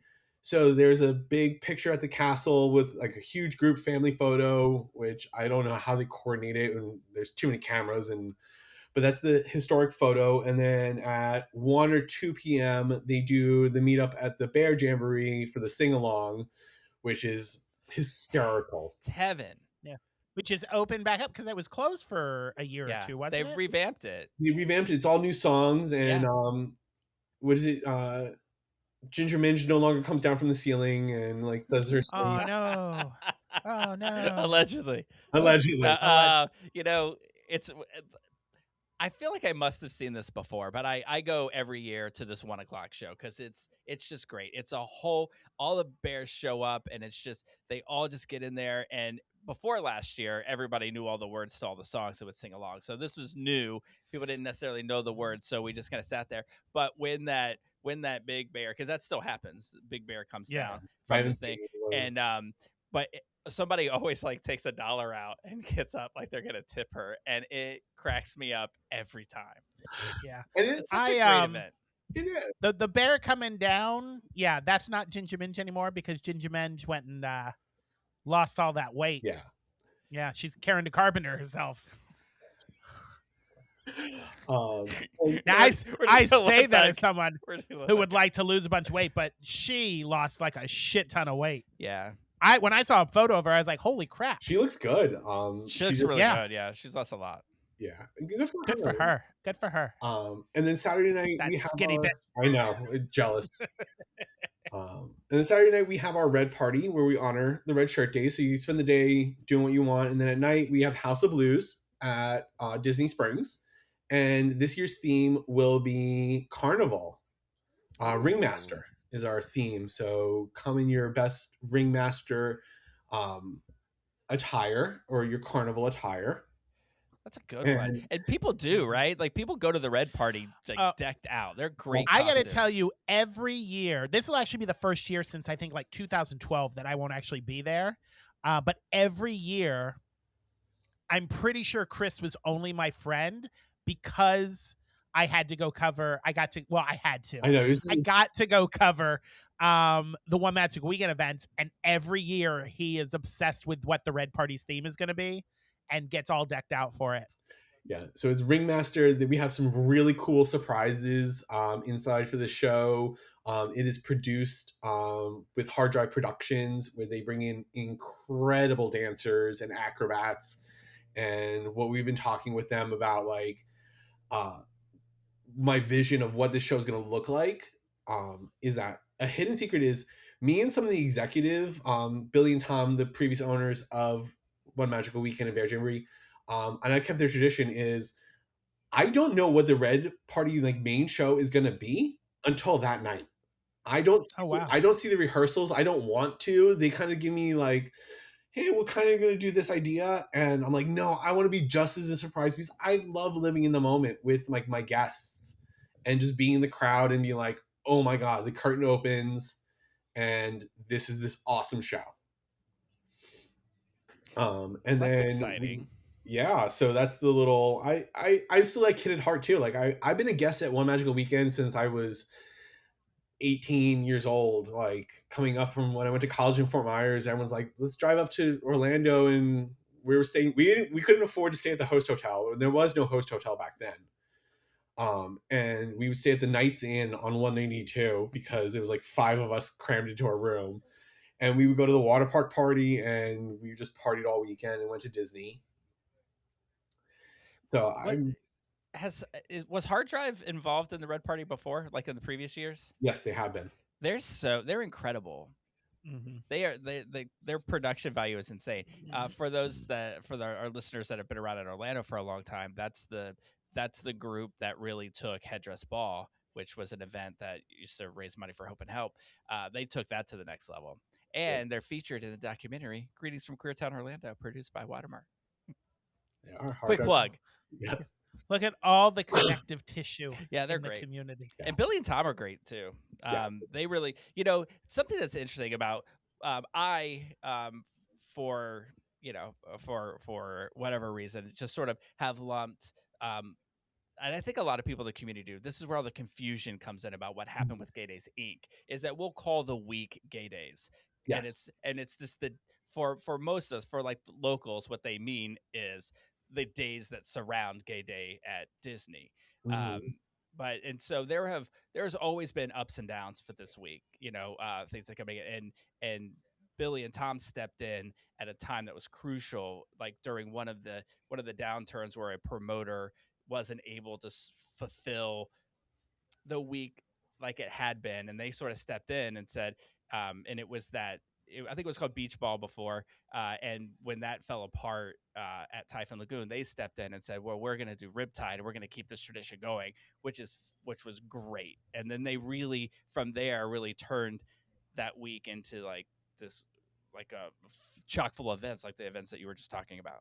Yeah, and it's just I always want to explain to someone it is just truly one magical weekend because it is so much fun. Like you can start, like you immerse yourself in the hotel on Friday when you check in, and then like you don't check out until Monday morning, and you're like, well, where did the time go? And you had so much fun with everyone because there's literally 24 hours of entertainment going on. We have something going on 24 hours throughout a day through the weekend, and you will find your tribe there. Yeah, sometimes our ads will show the really beefy boys and that, but trust me, there's every body type is at One Magical Weekend. And then if you want to be a bear or a bear chaser, we have the Bear Jamboree right across the street at the Crown Plaza. So there is 2 events going on the whole weekend. Yeah, the one thing I really liked about One Magic Weekend is it's all kind of clustered together. So you've got the host hotel, you get the Bear Hotel across the street, and then next to you got the Overflow Hotel. So you've got, even if there's no room in the main hotel, you're right there. Yeah. So you can kind of mingle around. and there's stuff around to go do. There's some restaurants. There's a shout out to Player One, the video game bar is right next door to that. And I adore that place. I love that place. So it's just a fun weekend to just kind of hang around, even if you just have a room at the Overflow Hotel to mingle with everybody else. And if you ever like there previously to coming and check in early, because we have some guests coming from like Australia, Canada, England this year. If you're there a little early and you're flying in, you might find some of the executive production staff at the Twin Peaks right down the street, because that's where all the gay boys go for their dinner on that, because we get to see the hotel food. So we go to the Twin Peaks right down the road. That's hilarious. If like for those who don't know what Twin Peaks is, it's sort of like Hooters. It's like Hooters, but with less clothes. And not more of a flannel theme. Yeah, it's like a mountainy kind of theme. Yeah. Women or men? Women. As the servers. Oh. Yeah. Oh.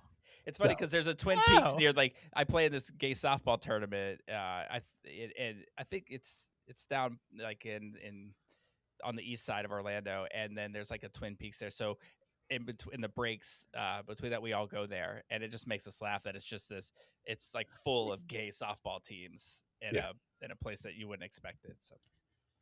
All right. Yeah, that's how we do it. We go to and they think they're gonna sell their body for a tip, and we're like, no, it's one service here. We don't want that. We just want the chicken fingers. Yeah, just give me the chicken tenders and big glass of I will say, I don't want to get into anything too negative, but this is going to be a positive comment, so don't get nervous. It's like, look, well, Watermark has been involved in like this week around Gay Day. We actually started Beach Ball, which was sold to somebody else. That then it fell apart, and Chris and Billy came in. Billy and Tom, sorry.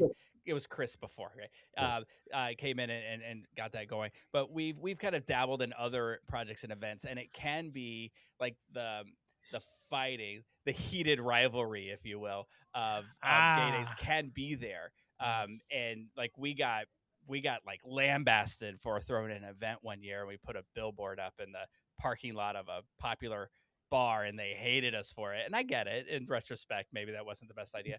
But I just want to say, is the billboard still there? Well, I mean, no. I think is it? I don't know. Oh, I don't know. The bar is not. The bar's not. It's either apartments now or still a field. I don't know. But I just wanted to say that amidst all of this, like there was an opportunity for that sort of like.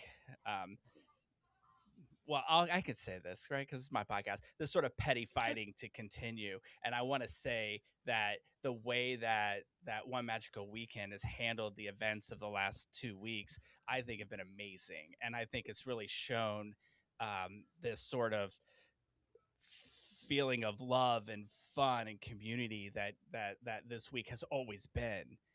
For those who are attending, and it really is wonderful to see. So I'm really excited for One Magical Weekend, and I really just want it to be so successful, and that it can create these memories for people that I remember in my 30s and 20s and 30s of how amazing this week was for me. So I think that's great, and I think you guys are doing a great job.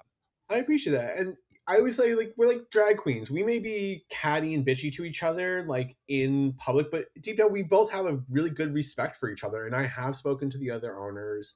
And, I do wish them the best. Like, it's tough right now. Like, we secured some sponsors, and thankfully for that. And One Magical Weekend is our fundraiser for Pineapple Healthcare, which we call it Party with a Purpose, where you party all weekend, but it helps fundraise funds for Pineapple Healthcare to do our advocacy, our outreach, help provide low cost and no cost care to people living with HIV and prevention services. But when we have these sponsors in, it makes the dollar go further, and it makes it affordable, because everyone knows that if they try to book a vacation lately, it's getting expensive. Like, Disney's not cheap. Yeah. No. No. Some people will cry when they see how much nothing's cheap these days. If they knew how, and I won't say how much it costs to rent out Disney's Typhoon Lagoon for a night, which obviously you can do because I do it. You can rent out actually any park if you wanted to and had enough money. it's not cheap, and you need some poppers and lube when they tell you. Yeah, look, I have an idea of what it was like. Like I know what the price was 15 years ago. I can't imagine what it's grown into. Yeah, you definitely need the poppers and lube, but it's not a fun experience when they tell Well, you how for much it for is. me, I will say it's worth But we every make it penny fun. that you spend because Yeah. I have such a Yes. good time there. I know, and we can't wait to see you there. Like Yeah, you and your excited. husband out there. I know.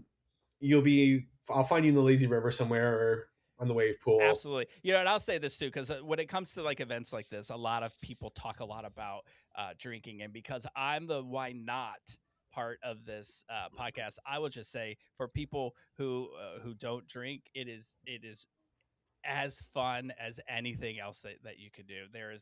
It is just it's just a phenomenal event, and I'm sure all of the events are the same. Right, you don't have to drink. I rarely drink. My husband is actually allergic to alcohol, so it makes him a really cheap drink date when we go out. Like one drink, and he'll be like tipsy as all can be. But you don't have to drink. It is choose your own path and have fun, and everyone is so welcoming and so friendly, and that's what I love about coming back every year. Is because I mean, with my promoting, I do travel the circuit.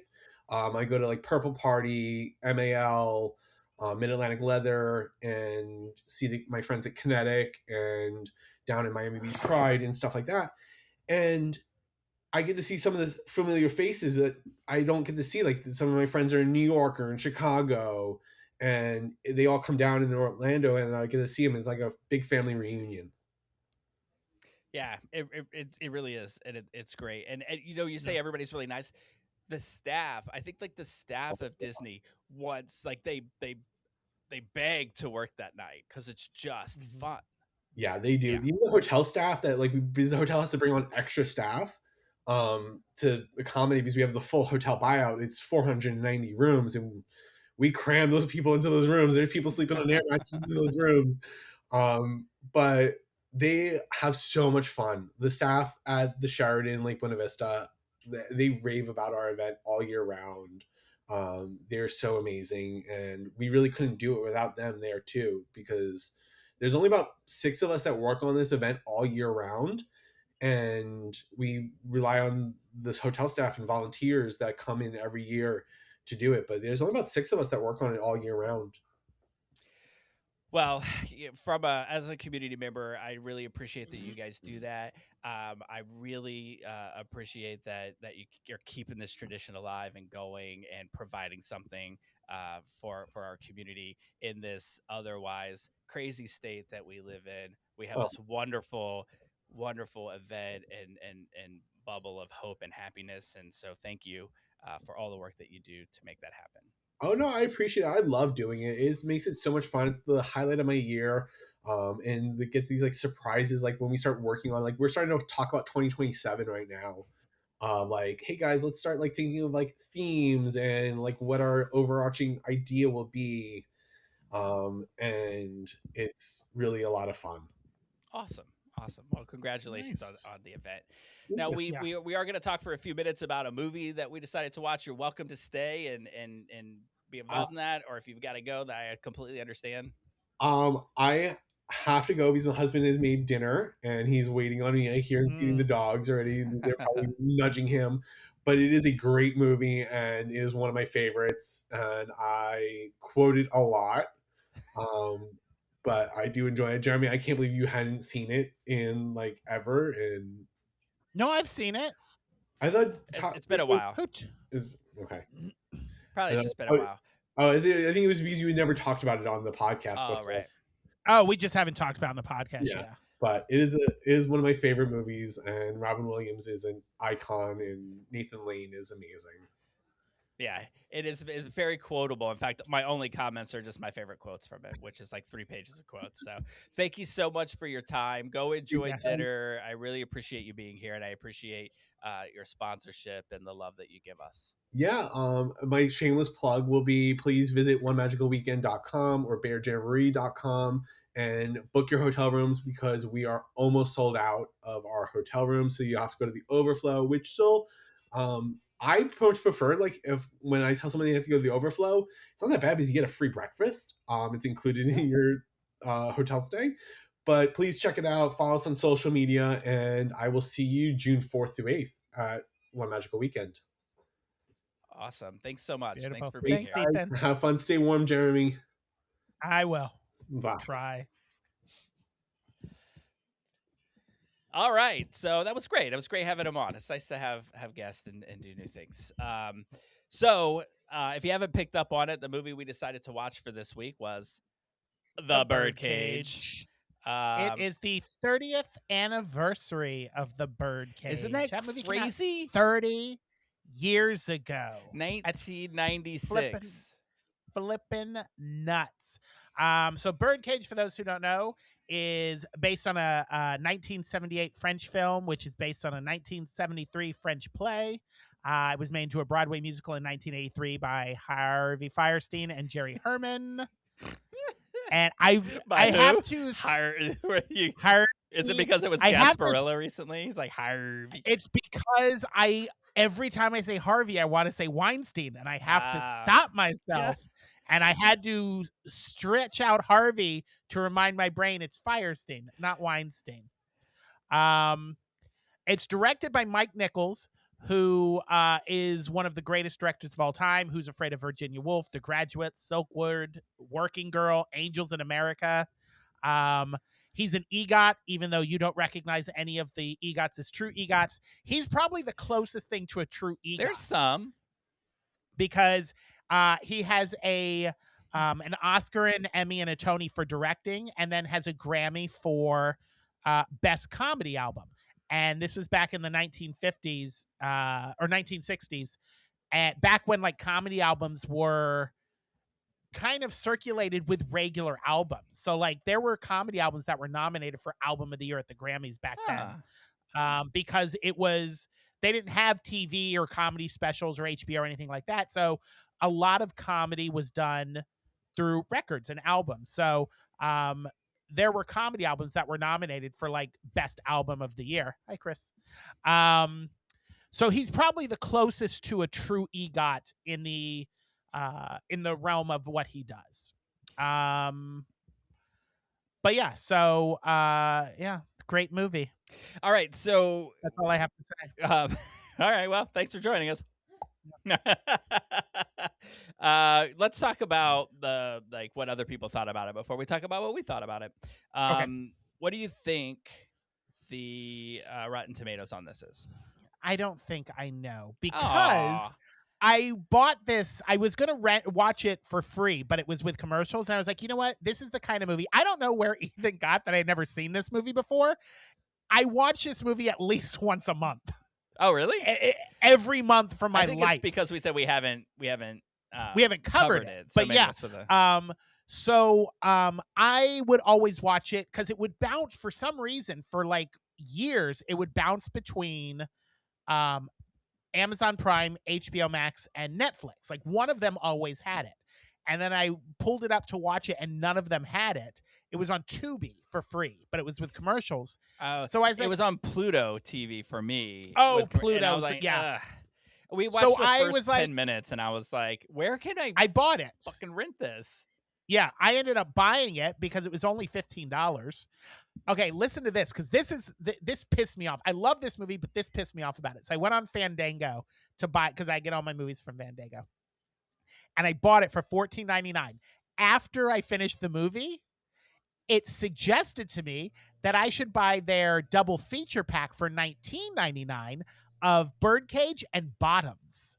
That's but they one. won't let me like add it on for $5. I have to re-buy it. And I was like, why didn't you suggest that in the beginning? I would have loved both these movies for $20, but I only got Birdcage for $15. But that's still good. Birdcage is amazing. So you know what so the I score ended up is. buying it.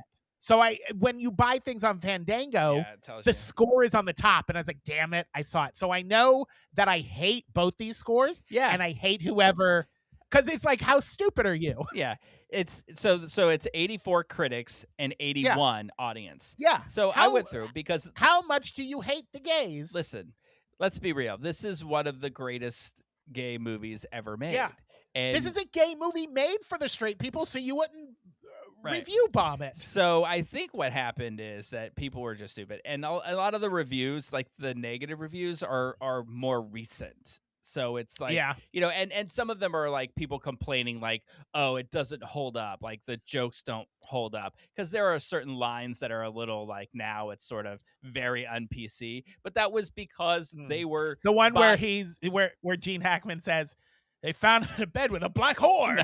yeah, an underage black An prostitute. underage black That whore. whole scene where it's like, because Senator Keeley. well, he's Keeley, it's Johnson, I think, right? Oh yeah, the like, other John, Senator- the other like senator. he like he's founded the Coalition for Moral Order, and then he died in bed with an underage black Oh my god, sex that worker. scene when Gene so- Hackman's Oh, on the it's phone with him hilarious. cracks me up. He goes, yeah, because he's so like just dry Yeah. and he's just very calm at first. He's like, found him in bed dead with a hooker, and she's black and underage.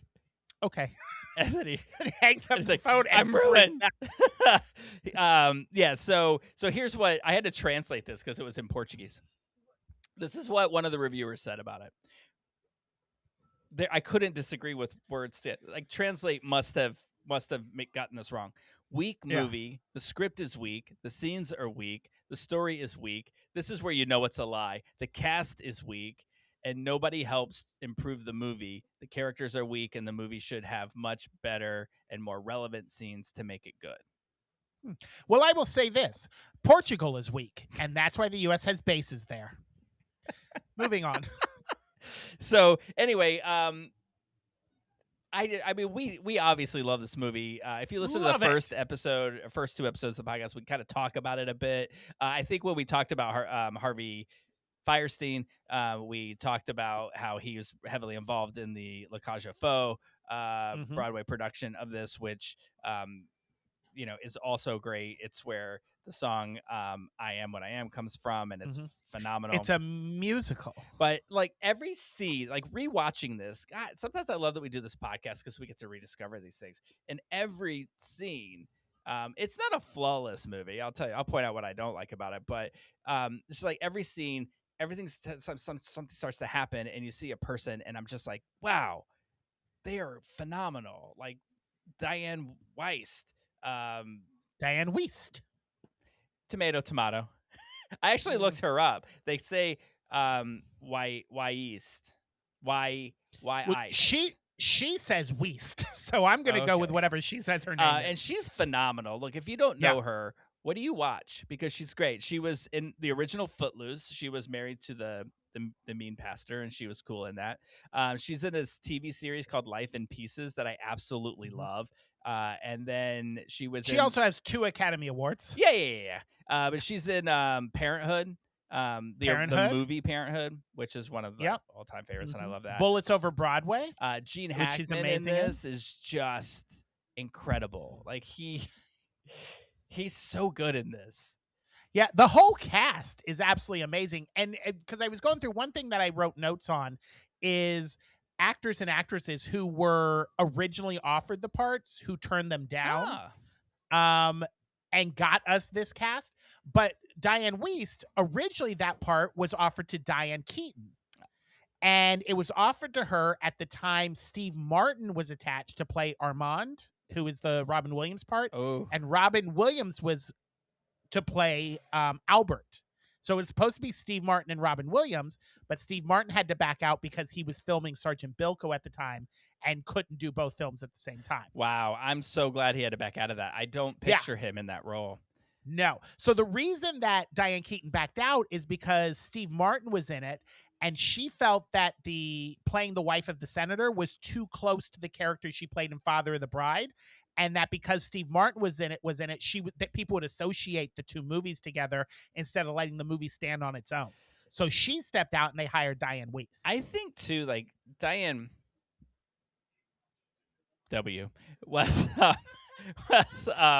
the she's just like she's a caricature almost like of this kind of thing, and I think like Diane Keaton would have been too real, and so I'm really glad that Diane Weiss East. So after Steve Martin stepped out, and they were going to keep Robin Williams as Albert, they approached a bunch of actors to take the place for Armand.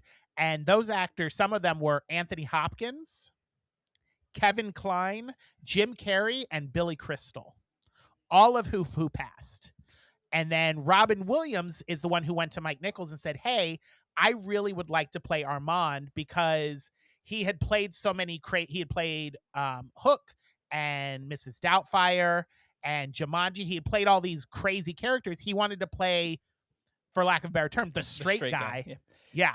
So, and he's the one who suggested Nathan Lane, because Nathan Lane auditioned for the Harvey Fierstein role in Mrs. Doubtfire, and Robin Williams was like, he's not right for this part, but I want to work with him at some point. Oh, that's great. And this was his big break, wasn't it? I mean, this was his big break. Yeah. Like he became really a household name at this, and he wasn't out at the time. No. And he almost didn't do it because he was supposed to start on Broadway in A Funny Thing Happened on the Way to the Forum. And Mike Nichols called the producers of that show and asked them to please move the production back a year so that Nathan Lane could do this movie. Oh, wow. And that's how he was able to do the movie. The following year, they went to Broadway, and Nathan Lane won a Tony for his role in that musical. Wow. And, I mean, Nathan Lane is just... There's just no one else for this. No, he is this movie. Yeah, so we decided in my house while we were watching this that, and it's only because I've seen Chris wear this outfit, we decided that Chris is Agador Spartacus. Oh my God, I told him as I was watching it. I said, I never noticed this before, but many of the outfits that Agatha Spartacus and Albert wear are outfits I know are in your closet. And he got a little offended. But his hair is the same as Agador Spartacus, and he had the short thing in the jean shorts. Also, I don't know why I'd get upset. Agatha, who is, by the way, the voice of Mo, Chief Wiggum, and then several Simpsons characters, Hank Azaria, has the most amazing body in this. Yeah, like, I was like, hey, I was surprised that he's as ripped. Hey, so two other tidbits I want. Oh, there he is. Hey, Spartacus. Spartacus. There are two other tidbits that I found fascinating about this. The first one, in doing my research, is originally they talked about making this movie in the mid-'80s, and they first approached Frank Sinatra and Dudley Moore. Now, they didn't specify when I was reading this story about who was going to play what character. I'm assuming Frank Sinatra was the senator. I would say and Frank Dudley Sinatra. Moore was Armand. Yeah, I would say Frank Sinatra was not going to be. No. Here's the thing that blew my mind about this. Frank Sinatra loved the idea of this movie and wanted to make it. Dudley Moore said, I won't do this movie. I'm not playing a gay guy. Oh, wow. Isn't that nuts? You would think Frank Sinatra would be like, I ain't going around that queer stuff. There is Frank so Sinatra much. is all about this movie, and apparently was supportive of the queer community. There's so much in the 80s where people were so afraid of being called gay. Like, just because the Olympics, and I looked this up recently, like Scott Hamilton, who was an ice skater, had a lot of homophobia, like anti-gay sentiments because people assumed he was gay, and it made him really angry and that kind of a thing. I'll be honest, until you just said that, I thought he was gay.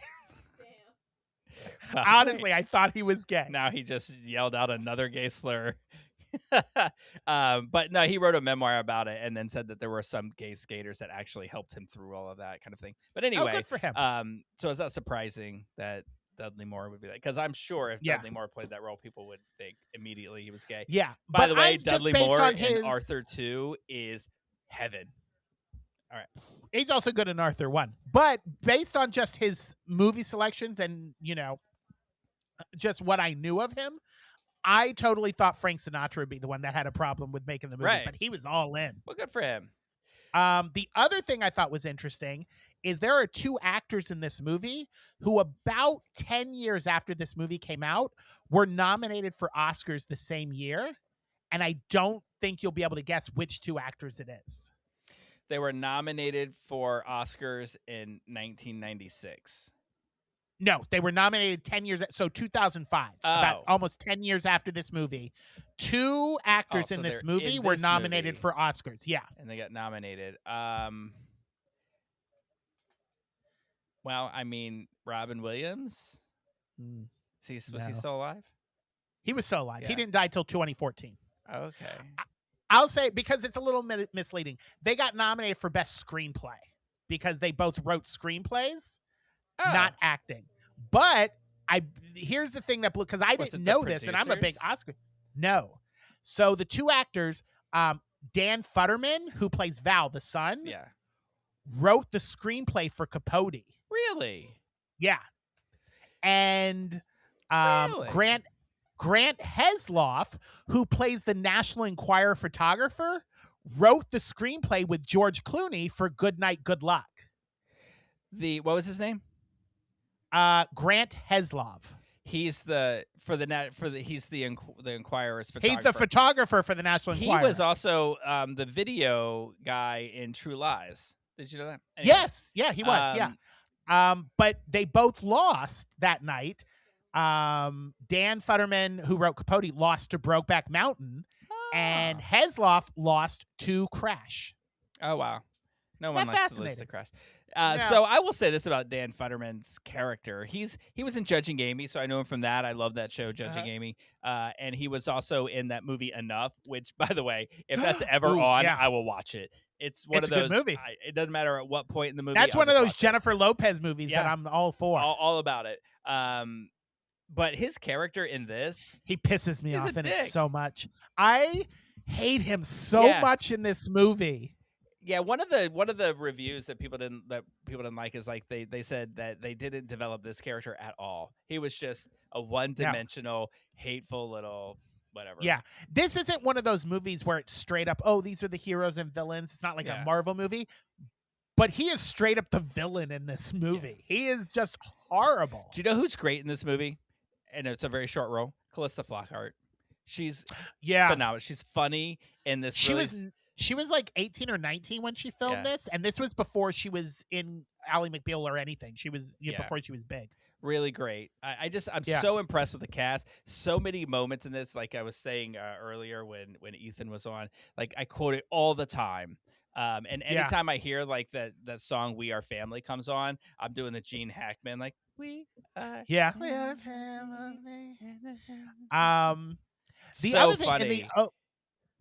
in the opening, I thought this was interesting, not just for the fact of where it was at, but the opening is it's like a pan into the hotel. So you fly over Miami Beach, into the street, and into the restaurant, the bar. Yes. And it's done in 3 separate shots. So the first shot is they're on a helicopter flying towards the hotel. And then they cut to a crane panning over the beach, and it lowers down, and they take the camera off the crane and walk it to the door of the hotel. And then the final scene is them on a sound stage. That hotel, when they go into the restaurant, the bar, that's a sound stage, and it's all edited together to look like one seamless take. Oh, that's cool. They do a good job. Which blew my, because I didn't realize that.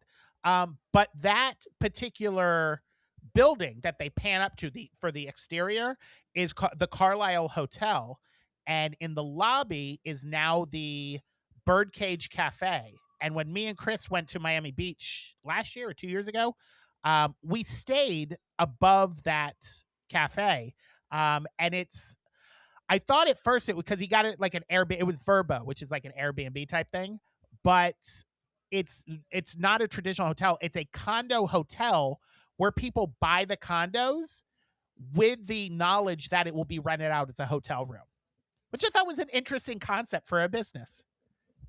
Anyway, we stayed there, and that is a delightful little cafe downstairs. I've eaten at that restaurant that they go into when he walks like John Wayne.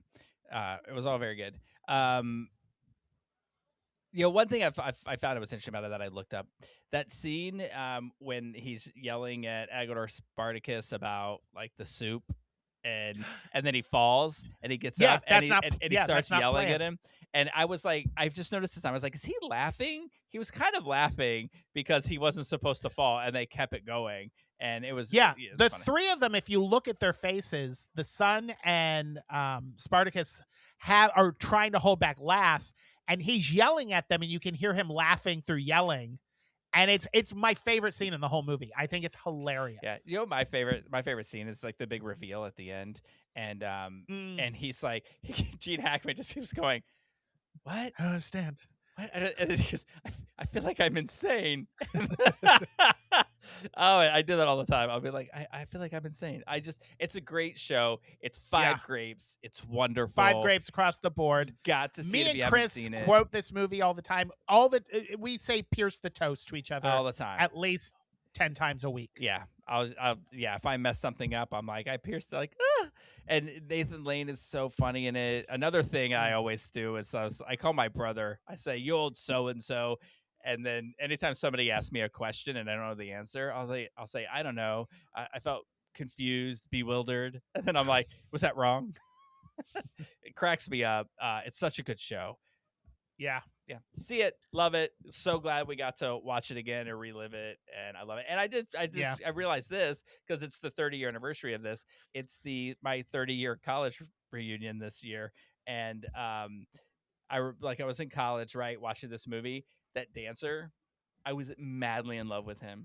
It was gorgeous. Loved him. the gum dancer. The gum dancer. He was a part of Madonna's Truth or Dare tour. Oh, really? I should. Well, I guess he's one of the next he's one week of the we'll lead be covering dancers for it. Madonna's Truth or Dare movie. I bought that movie on Fandango too. But yeah, I say Schneckenbecken all the time. All the time. Just randomly to myself as I am walking through the kitchen. Or when I'm going to eat something and I'm mad at myself because I'm getting fat and I want to eat it, I just like, well, when the Schneckenbeckens, and then awesome. Well, we're going to wrap this up because we're approaching our time limit. What a great show. Great fun. Great to talk movie. to Ethan. Great movie to talk about. Great, all great. 5 grapes And there'll be all more right. greatness next week. Yes. Until then, the cork is back in the bottle.